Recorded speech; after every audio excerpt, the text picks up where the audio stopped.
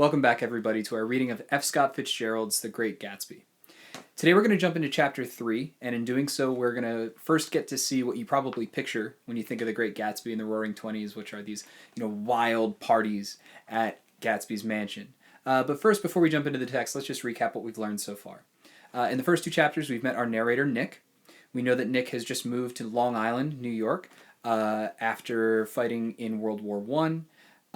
We've met his cousin Daisy and her husband Tom, and we've learned that they live on a peninsula of Long Island called East Egg, which is the sort of more fancy, elegant, high society, classy part of the island. Meanwhile, Nick lives across the bay on West Egg, and we've learned that Gatsby's his neighbor, but we haven't met Gatsby just yet. In the previous chapter, in Chapter 2, we learned that Tom is a total scumbag, because while Nick and Tom are heading into the city, Tom kind of grabs him and makes him jump off the train in the Valley of Ashes, a very working class section of Long Island, and introduces Nick to his mistress, Myrtle. They then go into the city all together, and they have kind of the first crazy party of the story that ultimately ends in Tom breaking Myrtle's nose for saying Daisy's name. Myrtle has kind of entertained this fantasy that Tom is going to eventually divorce Daisy and marry her, though due to his reaction, we learned that that's probably not going to happen. After kind of waking up dazed and hungover after this crazy party in the city, we now go back to Long Island and find Nick back in his home. So that's where we'll start. We're going to flip open to Chapter 3 and jump in right there. And because this is Fitzgerald, he likes to start it with a very kind of like poetic, very lyrical description, which can kind of be confusing. So let's take it step by step, and we'll figure it out together to get you started on Chapter 3. There was music from my neighbor's house through the summer nights. In his blue gardens, men and girls came and went like moths among the whisperings and the champagne and the stars. At high tide in the afternoon, I watched his guests diving from the tower of his raft or taking sun on the hot sand of his beach, while his two motorboats slit the waters of the Sound, drawing aquaplanes over cataracts of foam. On weekends, his Rolls-Royce became an omnibus, bearing parties to and from the city, between 9 in the morning and long past midnight, while his station wagon scampered like a brisk yellow bug to meet all trains. And on Mondays, 8 servants, including an extra gardener, toiled all day with mops and scrubbing brushes and hammers and garden shears, repairing the ravages of the night before. So this is what Nick has kind of noticed about Gatsby's house so far. He's noticed that every weekend, all weekend, he is having guests over, he's having crazy parties that rage long into the night, right? He's got his house is right on the beach, and so like during the days he's having people over to go swimming, and then in the nights he's driving his car to and from the city and to and from the train station, just kind of filling up with people and bringing them back to his house to have a good time, participate in this crazy party that he's throwing. And in fact, these parties get so crazy that every Monday he has to hire a special crew of workers to come on out and repair the damage that his guests have done to his house. And this tells us a little bit about the character of these parties, right? And the character of the people who might come to his parties. If they're there for a good time, but also just trashing his house in the process. But he doesn't seem to care that much because he does it every single weekend. Every Friday, 5 crates of oranges and lemons arrived from a fruiterer in New York. Every Monday, these same oranges and lemons left his back door in a pyramid of pulpless halves. There was a machine in the kitchen which could extract the juice of 200 oranges in half an hour if a little button was pressed 200 times by a butler's thumb. At least once a fortnight, a corps of caterers came down with several hundred feet of canvas and enough colored lights to make a Christmas tree of Gatsby's enormous garden. On buffet tables garnished with glittering hors d'oeuvres, spiced baked hams crowded against salads of harlequin designs and pastry pigs and turkeys bewitched to a dark gold. In the main hall, a bar with a real brass rail was set up and stocked with gins and liquors, with cordials so long forgotten that most of his female guests were too young to know one from the other. And that's a significant detail, right? That his bar is so stocked with liquors that people barely remember anymore. Because remember, this is during the time of Prohibition. Alcohol is illegal, which means that these big affairs that he's throwing aren't just fancy and extravagant and expensive, but they're also a little bit seedy. There's a sense of this illegal underbelly happening at Gatsby's house as well. By 7 o'clock, the orchestra has arrived. No thin 5-piece affair, but a whole pit full of oboes and trombones and saxophones and viols and cornets and piccolos and low and high drums. The last swimmers have come in from the beach now and are dressing upstairs.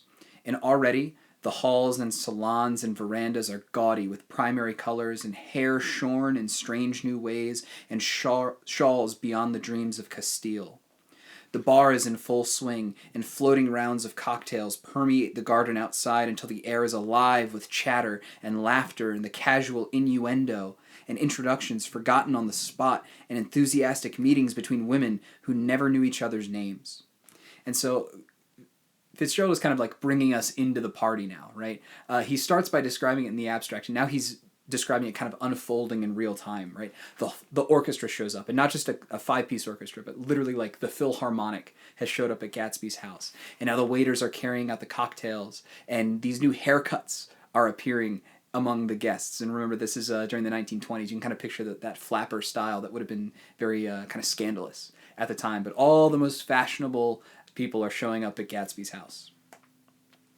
The lights grow brighter as the earth lurches away from the sun, and now the orchestra is playing yellow cocktail music, and the opera of voices pitches a key higher. Laughter is easier minute by minute, spilled with prodigality, tipped out at a cheerful word. And why do you think that that laughter is coming easier by the minute? It's spilled by prodigality. They're basically everyone's drinking and having a good time, and they're not just getting drunk on the alcohol, but kind of getting drunk on the prodigality, which basically means the expensiveness of it. The fact that their host is so willing to furnish all the nicest things and all the best food and all the best liquor gets everyone kind of excited. The groups change more swiftly, swell with the new arrivals, dissolve and form in the same breath. Already there are wanderers, confident girls who weave here and there among the stouter and more stable, become for a sharp, joyous moment the center of a group, and then excited with triumph glide on through the sea change of faces and voices and color under the constantly changing light. Suddenly, one of these gypsies in trembling opal seizes a cocktail out of the air, dumps it down for courage, and moving her hands like Frisco, dances out alone on the canvas platform. A momentary hush. The orchestra leader varies his rhythm obligingly for her, and there is a burst of chatter as the erroneous news goes around that she is Gilda Gray's understudy from the Follies. The party has begun. And that name Gilda Gray is just kind of a stand-in for some famous actress. So it's also interesting that it's not Gilda Gray herself who has come to Gatsby's party, but rather Gilda Gray's understudy. And throughout his party, there's a sense where it's reaching for the real thing. It's almost Gilda Gray, but it doesn't quite get it. Instead, he just gets her understudy. And despite how expensive this party is and how extravagant it is, there's a sense that it's not quite the most extravagant. It's not quite this high quality, high society affair that Gatsby kind of wants it to be, as we'll see. We'll just look a little bit further to get you going into your own reading of this chapter. So let's take another chapter, or another paragraph or two. I believe that on the first night I went to Gatsby's house, I was one of the few guests who had actually been invited. People were not invited. They went there. They got into automobiles which bore them out to Long Island and somehow ended up at Gatsby's door. Once there, they were introduced by somebody who knew Gatsby, and after that they conducted themselves according to the rules of behavior associated with amusement parks. Sometimes they came and went without having met Gatsby at all. Came for the party with a simplicity of heart that was its own ticket of admission. So Nick says that he was actually invited, and we'll see exactly how he's invited in a second, but he thinks he's the only one who was invited. A vast majority of the people just get in somebody's car and they wind up at Gatsby's.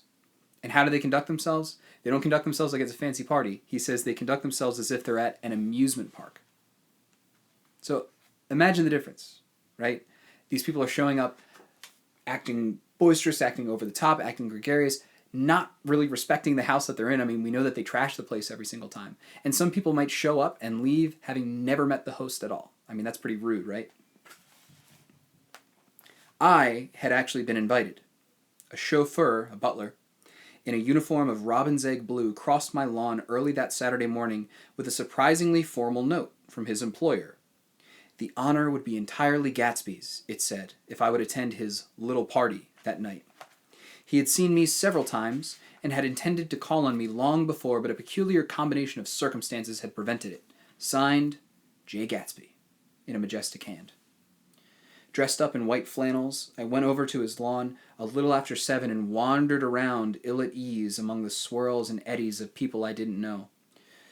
Though here and there was a face I had noticed on the commuting train, I was immediately struck by the number of young Englishmen dotted about, all well-dressed, all looking a little hungry, and all talking in low, earnest voices to solid and prosperous Americans. I was sure that they were all selling something.